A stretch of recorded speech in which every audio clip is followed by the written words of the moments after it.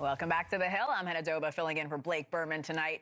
And this was President Trump earlier today, disembarking Air Force One on Long Island to take in the Ryder Cup. But it was when the president was leaving the White House that he made this very bold prediction regarding the turmoil in the Middle East. Here's what he said. It's looking like we have a deal on Gaza, and we'll let you know. I think it's a deal that will get the hostages back. It's going to be a deal that will end the war. It's going to be a deal it's going to be peace. Of course, this all comes on the same day Israeli Prime Minister Benjamin Netanyahu addressed the UN General Assembly. This was the correlating scene outside, with pro-Palestinian protesters objecting to Netanyahu's UN presence. That is a lot of people. Now, upon his introduction inside, many UN delegates stood up. They left the General Assembly chamber. For the remaining delegates, the Israeli Prime Minister delivered this message. Much of the world no longer remembers October 7th, but we remember. So to the remaining Hamas leaders and to the jailers of our hostages, I now say, lay down your arms. Let my people go. Free the hostages, all of them, the whole 48. Free the hostages now. If you do, you will live. If you don't, Israel will hunt you down. Now I'm happy to bring back the entire panel. Bill McGinley, former cabinet secretary in the first Trump administration. Yemisi Egbawale is a Democratic strategist. And, of course, A. Scott Bolden, NewsNation political contributor. And Lauren Wright, NewsNation political contributor, also joining us. Lauren, good to see you. Okay, I will start with you, Yemisi. Let's start with Netanyahu. Is anything he's going to say move the needle at this point? Absolutely not. And if you did a supercut of any speech he's given in front of the UN, it would all have the same similar themes, and it would be the same repeats again and again and again. He went into this speech at the UN already in contention with them, right? He has rejected reports by the Commission that there is a genocide. He has rejected any findings that they are restricting aid. He has told the UN that their conclusions about free speech and journalism within Gaza is incorrect, even though we know that for years, journalists have not been allowed into Gaza, and those that have only gone in restrictive paths with the IDF. He has refused to see the writing in the wall, which is that he's going to have to come to some kind of middle ground here. If he wants to retain the same support that he's always had from the U.S., I remember this well, working for President Biden, we stood beside him and we felt the same pushback and the same kind of protests at that time. But now we've become more comfortable with saying, I really do think that there is something brewing in Gaza and that children are dying. He seems very defiant. Bill, what message does that send to the world when many delegates, dozens of them, just walked out? Look, I think Netanyahu and the state of Israel is one of the unique places on earth where it's surrounded by people who don't want it to exist on all sides. I think that's a unique situation for Israel. I think any peace agreement, and I think this is what Netanyahu was trying to say, the hostages have to come back. I think that a number of these states have to recognize Israel's right to exist. And then I think what we need is, and President Trump is providing this leadership, try to get a regional deal to try and make a lasting peace, get aid into the civilians in Gaza, but repair the damage that's been done between the Palestinians and the Israelis. I think this has to be a regional solution. I think Steve Witkoff, the special envoy, is working on that. And hopefully we can get a peace that's durable and lasting. But there's so much damage that's been done, whether you call it genocide or starvation. No one's forgotten about October 7th. No one, every country, most of us, condemned that attack as unwarranted. Every Palestinian is not Hamas, nor do they support Hamas. And yet and still, you know, the bombing continues. And the Palestinians really have nowhere to go. Many of the Arab countries won't accept them because they've got land. And then, so what is the deal? This deal has taken way too long because the hostages haven't come home. The killing fields of Gaza are still there, and we're still talking about it. And I mean Democrats and Republicans, but Republicans have the power, if you will, to condemn Israel on some of this stuff, and they just won't do it. Lauren, I want to pose the next question to you. President Trump just posted on Truth Social. I want to read what he said. part of what he said. I am pleased to report that we are having a very inspired and productive discussion with the Middle Eastern community concerning Gaza.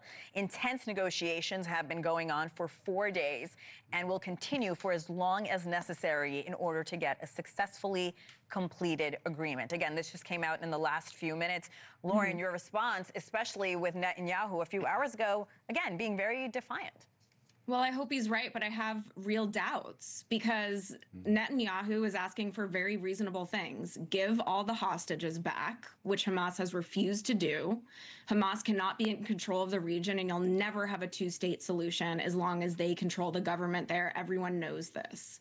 And they have to disarm, which they have refused as recently as yesterday, 2 days ago, 10 years ago. Their explicit goal is they'll never give up as many October 7th as it takes to destroy the state of Israel and kill as many Jews as possible. Those are their explicit goals.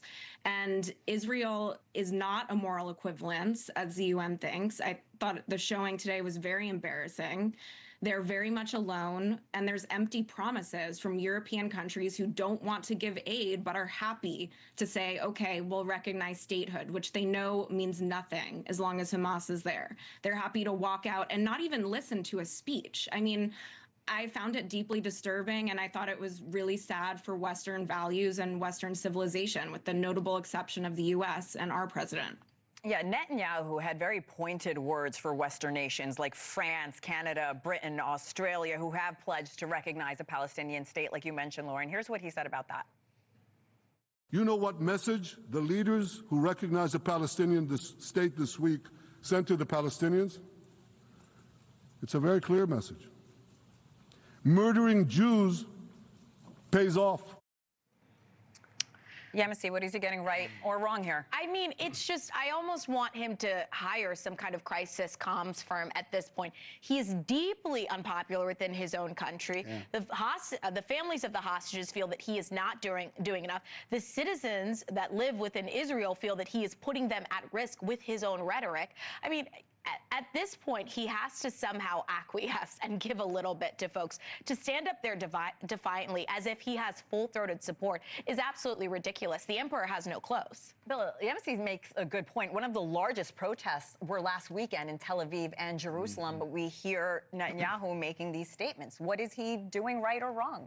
I think the Netanyahu government remembers the horror of October 7th, and I know that everybody acknowledges that, but the atrocities that were committed on that day, if that would have happened in the United States from one of our border states, I don't think the United States 3 years later would be as forgiving as people want Israel to be right now.